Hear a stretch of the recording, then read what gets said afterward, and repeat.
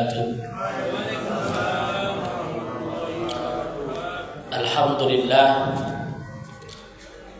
Alhamdulillahillazi hadana lihaza wa ma kunna linahtadiya laula an hadana Allah. Man yahdillahu fala mudilla lahu wa man yudlilhu falan tajida lahu waliyyan mursyida. Asyhadu an la ilaha illallah wahdahu la syarika lah wa asyhadu anna Muhammadan abduhu wa rasuluhu la nabiyya ba'da. Rabbi israh li sadri wa yassir li amri wahlul 'uqdatam min lisani yafqahu qawli. Yang saya muliakan para guru kami, alim ulama, pengurus Masjid Nurul Huda, Bapak Ibu yang hadir pada malam yang berbahagia ini dalam kajian wirid kita tentang fikih ibadah. Mudah-mudahan pertemuan kita ini diberkahi oleh Allah Subhanahu wa taala. Amin ya rabbal alamin. Berselawat kita kepada Rasulullah sallallahu alaihi wasallam. Allahumma shalli ala sayyidina Muhammad wa ala ali sayyidina Muhammad. Mudah-mudahan di yaumil mahsyar kelak kita mendapat syafaat dari beliau. Bapak Ibu jemaah yang berbahagia, tentu dengan kehadiran kita di sini mudah-mudahan dinilai ibadah oleh Allah. Dimanapun taklim yang kita ikuti, insya Allah bernilai ibadah. Karena menuntut ilmu itu salah satu jalan membawa kita ke surga Allah Subhanahu wa taala. Apapun majelis ilmunya, ya, seperti apapun, yang penting kehadiran kita. Banyak pertanyaan hari ini kan bisa cari di YouTube, Ustaz, bisa cari di channel dan segala macam, di handphone sudah lengkap. Kenapa masih ada wirid? Kalau itu pertanyaannya, karena hadir di rumah Allah itu adalah ibadah. Nah, ini persoalannya. Hadir di rumah Allah, kun aliman au muta'alliman au sami'an au muhibban wa la takun khamisan fatahlim. Nah, ini yang kita takutkan. Kun aliman, jadilah kamu seorang yang bisa mengajar. Kalau kita ada ilmu, jadilah kita guru. Jadilah kita orang yang bisa mengajar. Karena mengajar amal jariah yang luar biasa. Ustaz, kami tidak bisa ngajar. Au muta'alliman. Kalau tidak bisa mengajar, jadilah mau diajar. Mau kita diajar. Ustaz, saya sudah diajar, tapi maklum sudah tua, kadang masuk, kadang tidak. Di masjid alim, di luar lupa lagi. Nggak apa-apa. Au sami'an, jadilah pendengar yang baik.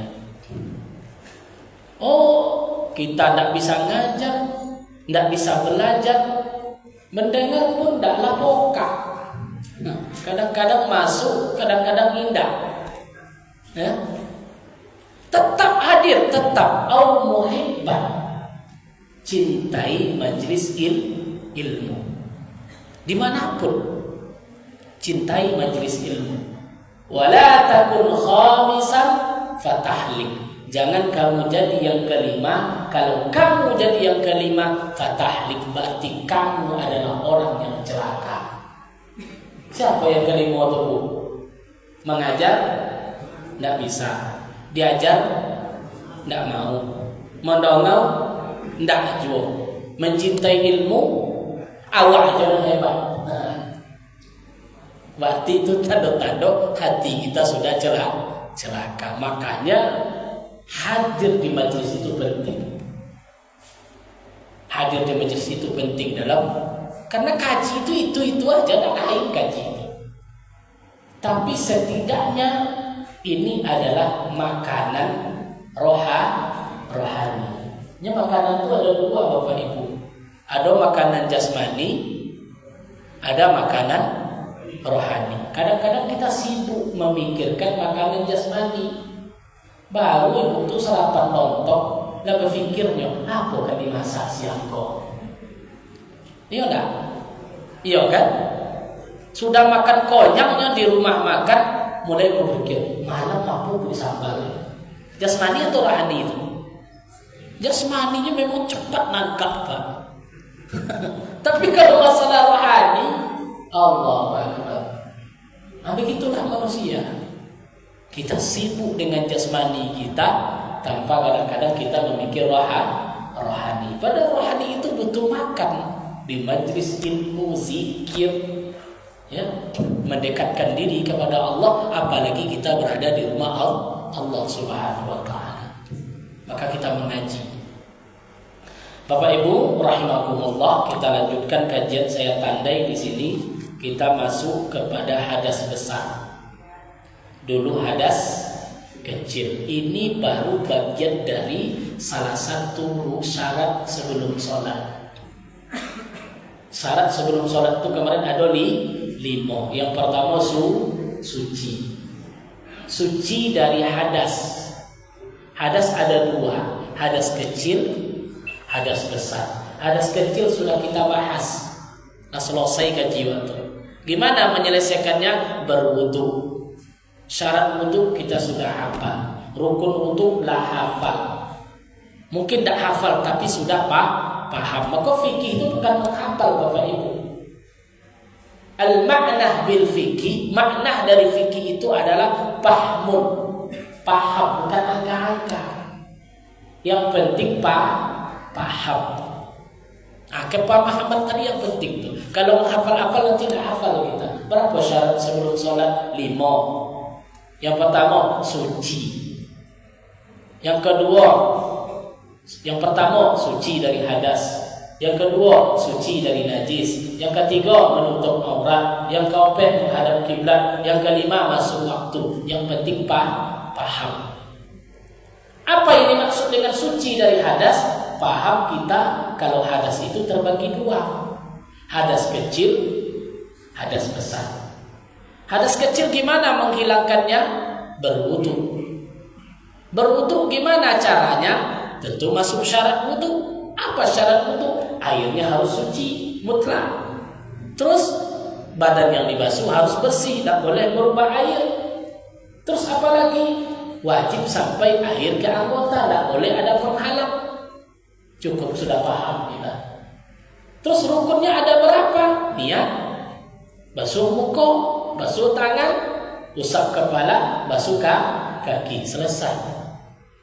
Terus yang membatalkannya ada berapa? Ada 4. Yang pertama, keluar salah satu dari 2 jalan, baik jalan depan ataupun jalan belakang. Meskipun yang keluar itu adalah buah durian, tetap batal wudu Bapak Ibu. Ya. Tiba-tiba ibu itu makan keluar emas sebesar ini, batal sholat ibu itu. Karena keluar. Yang penting keluarnya dari salah satu 2 jalan. Itu batal wudu. Yang kedua, hilang akal. Hilang akal apa itu? Orang ngasih khatib Jumat, kojonya lolok ya Tuhan. Hilang akal Bapak itu. Hilang pas komat, Allah langsung tokat, langsung sholat. Padahal ketika akal sudah hilang, wudu menjadi batal. Dengan batasan memang hilang tadi, tidak mendengar apa-apa. Kan itu kaji kita kemarin tuh. Karena ada orang yang tertidur tapi dia masih mendengar, itu tidak batal.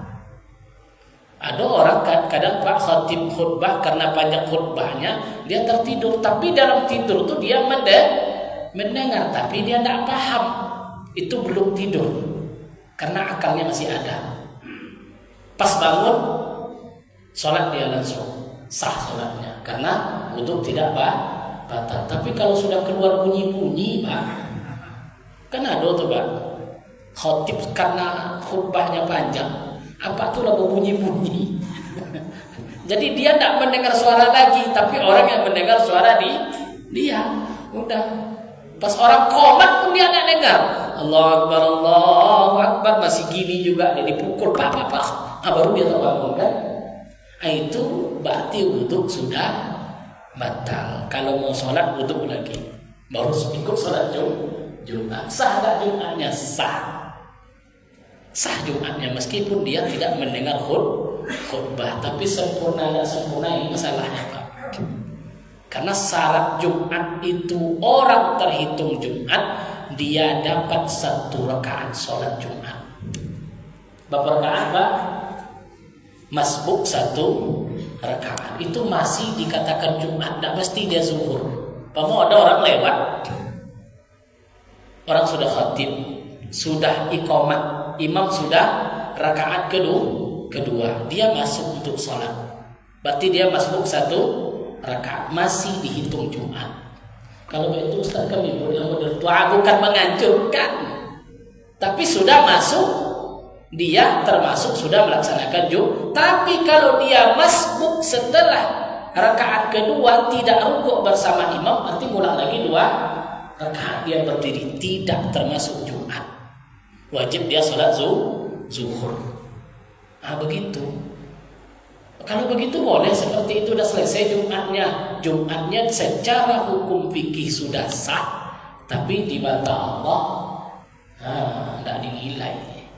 Sama lah orang puasa, kerja ibu itu sampai 100 kali dia membuka aib orang lain. Batal tak puasanya? Batal tak puasanya, Pak?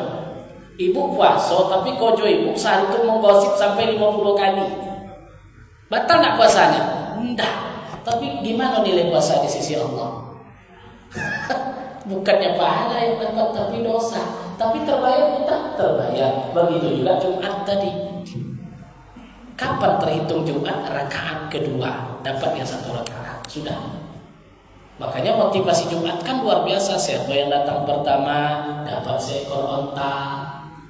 Jadi yang pertama kali dapat fadilah Jumat tuh tentu gharib dulu kan. Dia dari pagi sih kau. Jadi tiap paginya dapat unta Pak Jumat. Kan iya. Karena dari pagi tiap pagi dapat ustaz gitu, dapat unta dia tiap pagi. Setelah itu dapat bakal sapi, sudah tuh ghanam kambing, sudah tuh ayam, sudah ayam telur ayam, habis telur ayam. Jadi orang yang terakhir tadi ciri ayam. Yang terakhir tadi rakaat. Maka kalau begitu berarti boleh Ustaz, boleh kalau kita mau ayam ada tanda rakaat terakhir itu. Gitu saja, Jumat tetap sah dia. Masuk masalah yang membatalkan wudhu terakhir kemarin bersentuh kulit laki-laki dengan perempuan, kemudian memegang kemaluan itu membatalkan wudhu. Adapun masalah mandi, apa yang menyebabkan kita mandi? Tentu yang pertama fardu mandi dulu yang kita kaji. Apa yang menyebabkan kita mandi? Yang menyebabkan kita mandi yang pertama adalah apa yang menyebabkan mandi wajib? Pertama, kena najis. Lain kaji kena najis tidak wajib mandi itu. Mandi yang mewajibkan kita mandi itu ada 4. Yang pertama,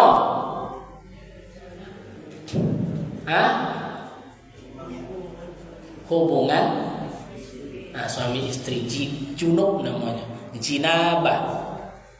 Tapi kalau bahasa kitab, mohon maaf, kalau bahasa kitab al-iltiqa al-khitain. Iltiqa bertemu, khitaini 2 yang dikhitan. Kenapa ulama membuat bertemu 2 khitan? Karena bahasanya memang iltiqa, bukan berhubungan. Ya, maka saya kecatin yang baru-baru nikah tuh saya sampaikan ke ruangan. Kan dia mau nikah nih, saya terangkan.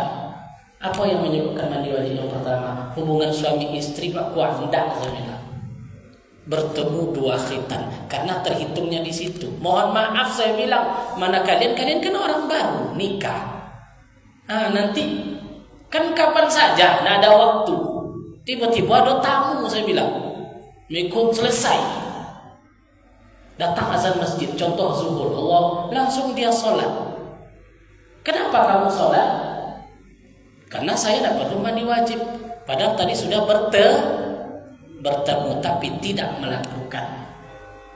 bertemu tapi tidak tetap wajib mandi. Maka ulama itu disebutnya irtiqa, bukan jima bahasanya.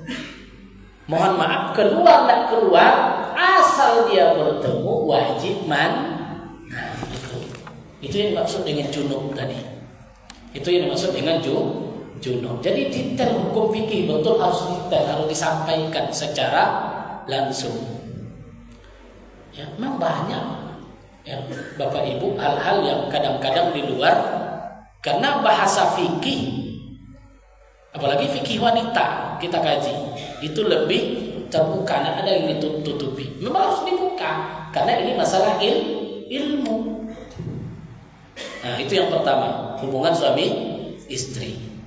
Hubungan suami istri dibolehkan, yang diharamkan melakukannya ketika haid. Karena haid termasuk orang yang diwajibkan mandi. Nah, al-haid.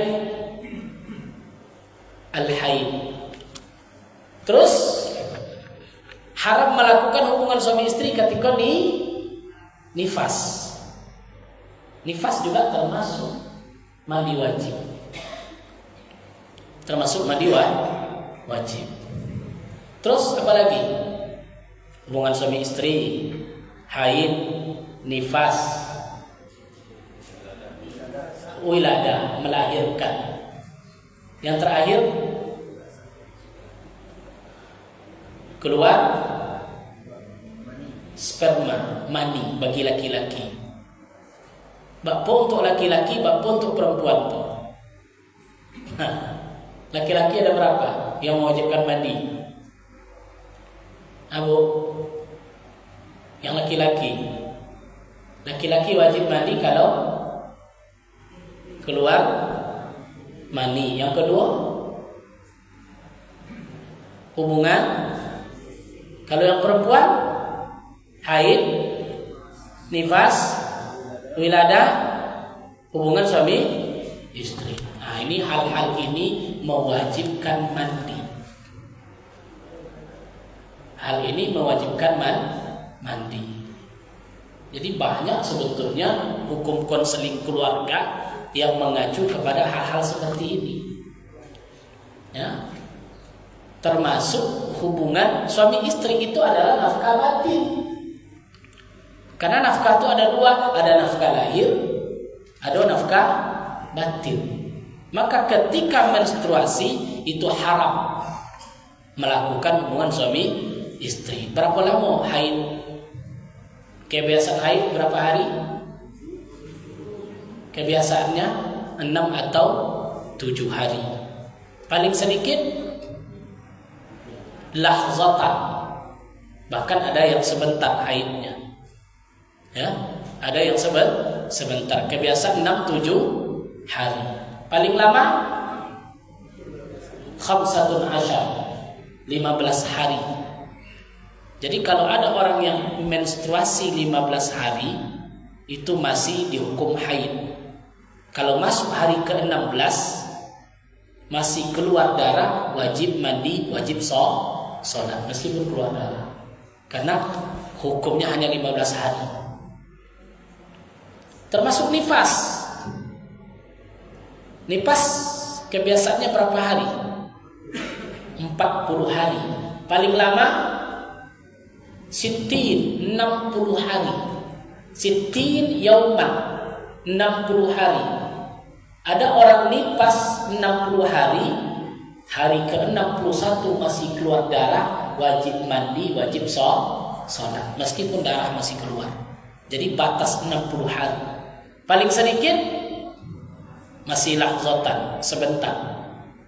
Rasulullah nifas Aminah itu lahzatan, sebentar. Dia nggak pakai nifas. Maka hukum fikih menganggap nifas wajib mandi setelah darah tidak keluar. Kalau ibu tuh udah sholat bu? Belum. Udah berhenti darahnya? Udah. Kenapa ibu nggak mandi? Kan udah sampai 40 hari lagi. Berapa banyak dosanya? Ya Pak, ada begitu Pak. Pendapat orang-orang sebahagian ada pendapat seperti itu. Ditunggunya sampai 40 hari. Nah, barulah dia mandi. Padahal nifasnya kadang-kadang cuma 2 minggu. Ya, orang yang operasi, melahirkan operasi itu 2 minggu cuma nifas. Kadang 3 minggu, nggak sampai 40 hari. Jadi haid nifas itu terhitung ketika darah kering, dia wajib mandi, wajib sholat. Nah, itu hukum fikihnya begitu. Itu hal-hal yang mewajibkan mandi. Kalau orang jahiliyah dulu, karena kok istrinya banyak, Pak, rupanya itu orang jahiliyah dulu, asal istrinya haid, suruh tidur di luar rumah, pakai istri yang satu lagi. Haid, suruh keluar, masuk istri. Bagi orang jahiliyah itu banyak istrinya. Ini yang direformasi oleh Rasulullah. Maka haid tetap seorang istri tidur dengan suami, enggak terlarang meskipun dia haid. Paham Bapak Ibu? Kami ke bimbingan perkawinan karena masih muda-muda itu kami sampaikan. Karena ada di kalangan perempuan kadang-kadang dia merasa kalau dia haid tidak lagi tidur dengan suami. Ya, ini tidak boleh. Pisah ranjang, ya la ilaha illallah. Ada ibu-ibu ngadu waktu saya tugas di nggak salah saya sebutkan daerah. Nanti apa pula kan nangis dia akan datang ke kantor tuh. Pak Kuah katanya, kenapa ibu nangis? Mohon maaf, apa kata ibu tuh? Itulah Pak Kuah, suami saya tuh comok aja. Allah Akbar, saya bilang, kenapa Bu? Kenapa? Terjadi cekcok. Kenapa? Karena itu tadi dia tidak mau tidur dengan suami meskipun dia menstruasi. Pahamlah Bapak Ibu maksudnya.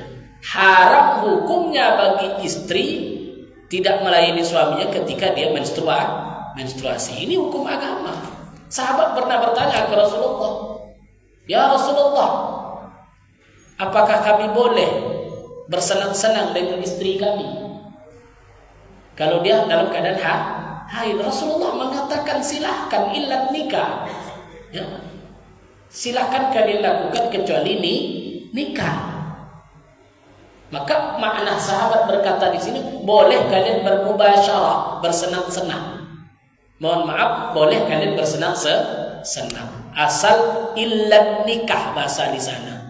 Para pakar hadis mengatakan makna nikah di sini hubungan suami, selain itu dia dibolehkan. Maka kenapa cekcok ini terjadi? Karena dia tidak memahami apa intisari dari pernikahan. Karena intisari dari pernikahan adalah aghaddu lil basar wa ahsanu lil farj.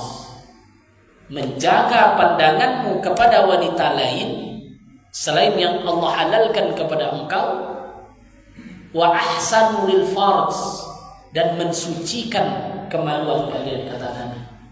Begitulah Islam itu suci mengikat sebuah pernikahan. Kenapa terjadi perselingkuhan? Ini salah satu penyebab kadang-kadang terjadi perselingkuh karena Allah berikan jalan nikah. Tazawwajun nisa fa innahunna ya'tinakum bil man. Maka muncul hukum fikih. Maka ada istilah fikih munakahat namanya. Fikih yang berhubungan dengan nikah. Ada fikih munakahat. Baik, Bapak Ibu rahimakumullah. Ini yang menyebabkan kita mandi wajib. Semua kita sudah hafal. Jadi hubungan di sini maksudnya bukan iltiqa bahasanya. Asal bertemu maka diwajibkan kepada kita untuk mandi wajib. Masuk rukun mandi. Silakan Pak.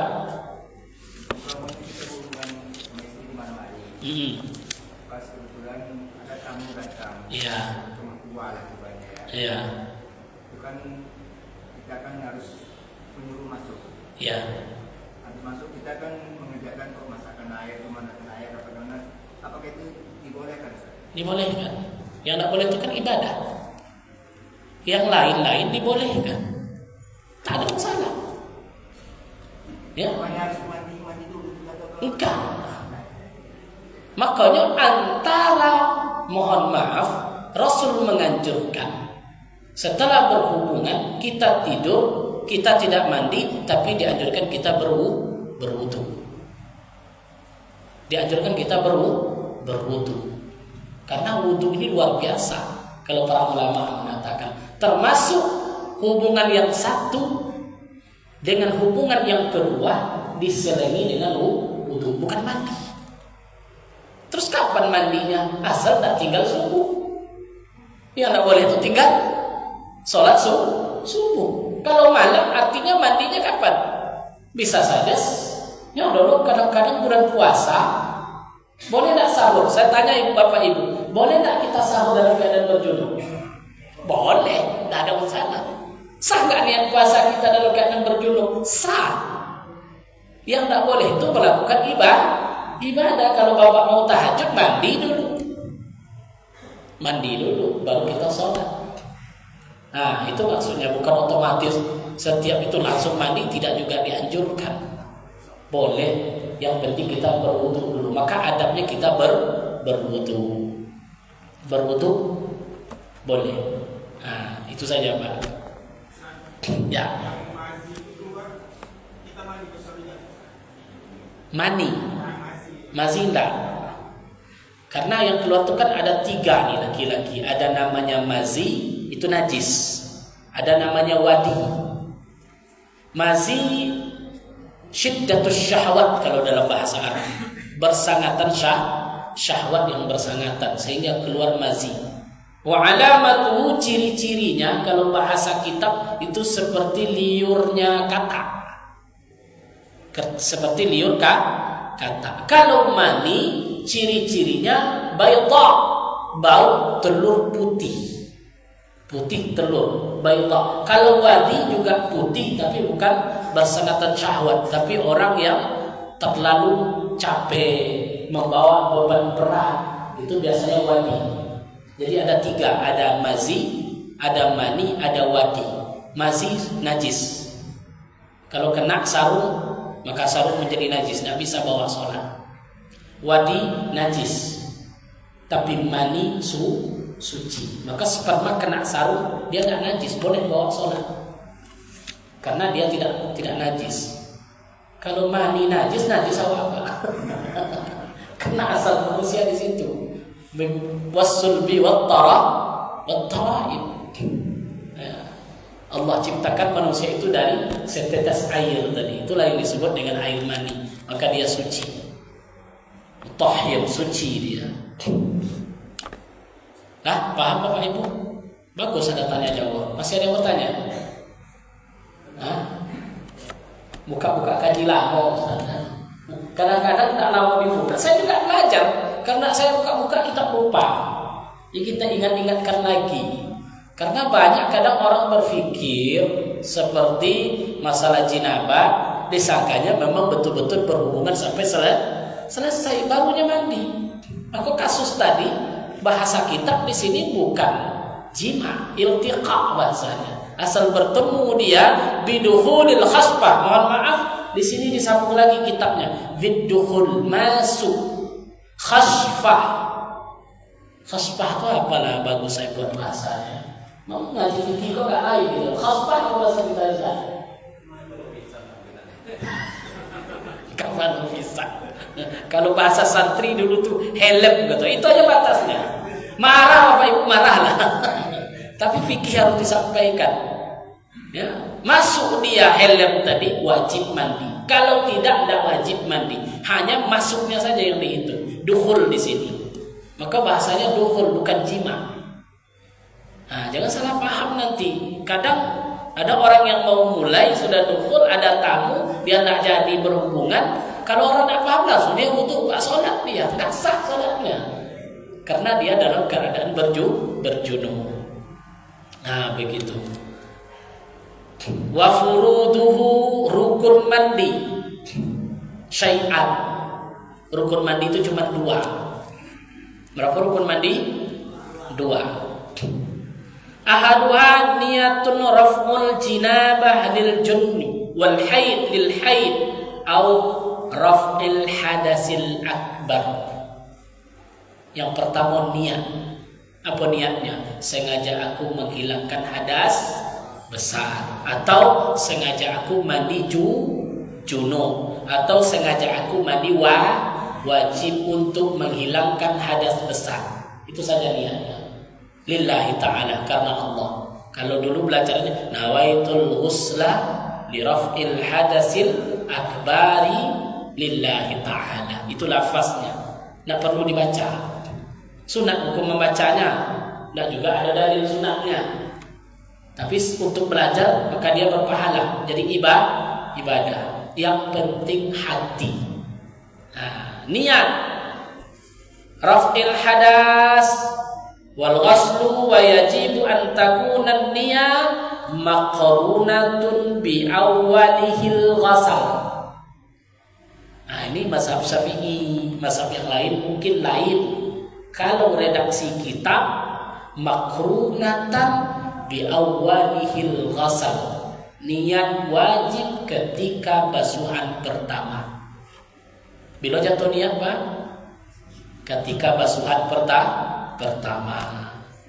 Yakni bi awwali maghsul minal badan. Kapan dijatuhkan niat? Ketika aliran air pertama kali mengenai badan. Ketika air sampai di badan, niat dijatuhkan. Jadi beriringan menurut mazhab Syafi'i. Oh Ustaz, selama ini saya niat dulu baru mandi, sah atau tidak? Nah, bisa saya katakan sah atau tidak. Karena mazhab lain mungkin berpendapat sah. Tapi selama yang saya kaji dari kitab-kitab, ya, mulai dari Matan Taqrib, Fathul Qarib, Fathul Mu'in, I'anatul Talibin, Qalyubi wa Umairah, 5 kitab pondok. Tetap lafaznya makrunatan bi awwalihil ghasal. Setiap mandi wajib dimulai dengan basuhan pertama. Nah, itu di sini. Walau nawaf al-janabah wa ghasal ba'dul yadain thumma nama fastayqaza wa arada ghaslul baqi lamma yahtaju ila 'adatin niyah. Andai mandi tadi terpisah. Paham mandi terpisah apa? Ibu tahu dokter, baru separuh kita mandi habis air. Listrik pun mati. Yang basah baru separuh. Badan tadi belum basah semuanya. Lam yahtaju ila 'adatin niyah. Tidak perlu mengulangi niat. Tunggu aja air itu banyak, mandi tetap sah. Karena mandi wajib tidak mesti mualah. Mualah itu paham? Harus selesai semuanya enggak? Boleh, ya. Samalah ambil wudu pas cuci muka. Kan niat sudah cuci muka, cuci tangan, habis air di rumah. Pergi kita ke masjid. Boleh nak disambung lagi? Boleh. Boleh disambung. Tapi rasa-rasanya gak enak juga tuh ya. Maka bagi tajdi dulu itu aja lagi. Ulang lagi untuk berhitung-hitung namanya itu. Sudah basuh muka kan? Basuh tangan. Habis air. Ya udah di masjid aja lah berwudu. Lah berbincang lah habis rokok sebatang di masjid sampai mana tadi katanya kan. Langsung sak kepala, cuci kaki. Meskipun sah, enggak mesti mengulang niat, tapi rasa-rasanya kurang enak juga. Tapi fikih tetap disebut hukumnya seperti itu. Tidak mesti dia mengulang niat. Itu rukun mandi yang pertama. Rukun mandi yang kedua, ta'mimun badanin hatta al-azfar wasya'r wa batinin bisya'rin. Ta'mimul badan, wajib menyampaikan air ke seluruh badan, termasuk ke dalam kuku. Lewati kuku, kalau ada kukunya hitam, maka Islam itu bersih. Islam itu bersih. Tahtal azfar, di bawah kuku kau wajib basuh air. Maka nak boleh awak lodah dalam Islam tu. Tak usah kuku panjang, maka potong kuku. Karena potong kuku sunnah Rasulullah. Wasya'ar, dan juga di dalam rambut. Jadi wajib basah itu yang di dalam rambut itu. Nah, di dalam rambut, di bawah kuku, khulfatan, di bawah lipatan-lipatan. Kan banyak yang melipat nih. Wajib air sampai ke situ. Maka mandi wajib paling enak tuh di sungai. Sungai Kampel. Nah, di sungai Kampel awak tuh lama mandi apa situ langsung terjun. Udah selesai. Ya, di sungai Kampel kan. Tapi kalau di rumah, nah itulah perhatikan basuhan-basuhan tadi. Ta'mimnya wajib. Ta'mim itu maksudnya seluruh air itu menyeluruh ke seluruh badan. Nah, begitu. Termasuk tahta wa ma tahta khulfatin, dan setiap lipatan-lipatan. Maka lipatan itu tidak boleh berdaki. Jadi itulah agak-agaknya Islam itu an-nazafatu minal iman. Kebersihan itu bagian dari iman. Kau mandi jarang, kau berdaki. Mandi wajibnya apa tuh? Dakinya dah hilang. Nah, mesti bersih dalam Islam itu. Ya, ya Pak. Orang-orang itu banyak pakai tato itu bagaimana dia? Itulah. Tato itu kalau menghalang air, dia tidak sah. Kalau dia menghalang air. Nah, itu mungkin ini tuh Pak. Dia hijrah, bertaubat kepada Allah. Kalau dihilangkan tatonya, mudaratnya lebih parah daripada. Nah, ini berarti darul mafasid muqaddam bijalbil masalihnya. Ada kaidah usul mengatakan kalau dia darurat maka dia menjadi hilang hukumnya. Contoh kita kelaparan, ada daging babi, boleh tak dimakan? Boleh. Ini obat tato. Kalau dibuang, mudaratnya ngeri, sakit kan? Mungkin ditanggalin kulit itu kan tak mungkin. Makanya apa adanya. Yang penting dia sudah berikhtiar bertaubat kepada Allah Subhanahu wa taala. Makanya dimaafkan karena ada di sini daruriyah. Dulu mungkin khilaf, makanya banyak ustaz-ustaz hijrah kan, tatonya masih ada. Bukan dia ingin bertato. Tapi kalau dihilangkan tidak mungkin karena sudah di dalam kulit. Begitu. Atau dulu kalau pakai bigen apa ya bisa ditanggalkan kan? Rambut tadi digunting segala macam.